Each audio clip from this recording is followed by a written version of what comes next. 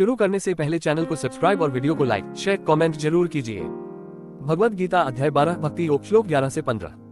श्लोक 11 अथेतप्यशक्तोषि कर्तुं मद्योगमाश्रितः सर्वकर्म फल त्याग ततः कुरु यतात्मवान्। हिंदी अर्थ, यदि तुम मेरे लिए कर्म करने में भी असमर्थ हो तो अपने सभी कर्मों के फलों का त्याग कर दो और आत्मसंयम के साथ कर्म करो। भावार्थ, भगवान श्री कृष्ण कहते हैं कि यदि मन को मुझ में स्थिर करना या मेरे लिए कर्म करना कठिन लगे तो कम से कम कर्म के फल की इच्छा छोड़कर कर्म करो। यही त्याग मन को शुद्ध करता है। श्लोक 12 श्रेयो हि ज्ञानमभ्यासाच्च ज्ञानात् ध्यान विशिष्यते ध्यानात् कर्म फल त्यागस्त्यागच्छान्तिर्निरन्तरम्। हिंदी अर्थ, अभ्यास से ज्ञान श्रेष्ठ है, ज्ञान से ध्यान श्रेष्ठ है और ध्यान से कर्मफल का त्याग श्रेष्ठ है, क्योंकि त्याग के बाद तुरंत शांति प्राप्त होती है। भावार्थ, कृष्ण बताते हैं कि आध्यात्मिक मार्ग में अभ्यास, ज्ञान, ध्यान और अंत में कर्मफल त्याग एक क्रम है।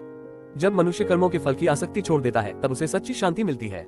श्लोक 13 अद्वेष्टा सर्वभूतानां मैत्रः करुणैः च निर्ममो निरहंकारः समदुःख सुखः क्षमी। हिंदी अर्थ, जो किसी भी प्राणी से द्वेष नहीं करता, सबका मित्र और दयालु है, ममता और अहंकार से रहित है, सुख दुख में समान रहता है और क्षमाशील है।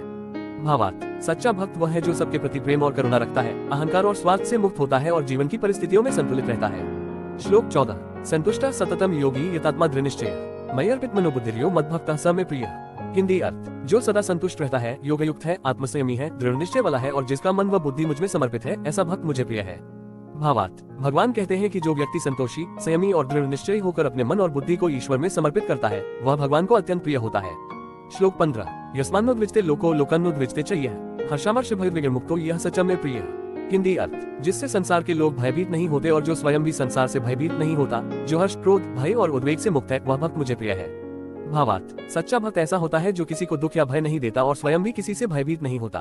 वह मन की अशांति से मुक्त होकर शांत और स्थिर रहता है।